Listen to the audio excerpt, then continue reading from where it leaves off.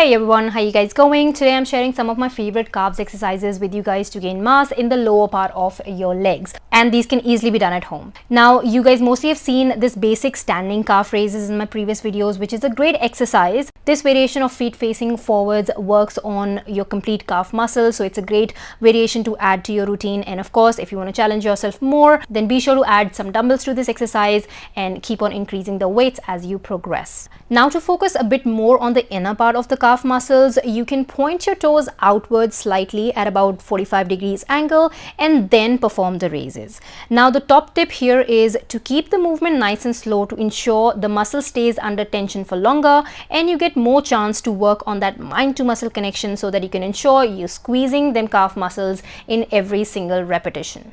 And again, start with body weight if you need to, and then slowly start adding weights, because that is how you will be building more and more muscle.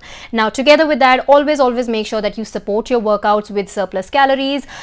So definitely check out this video of mine, which I posted a couple of weeks back, where I've shared a couple of really great high calorie food options for you guys. So definitely go ahead, check out that video after watching this one. Now, contraction or squeezing will always remain the main focus of any exercise.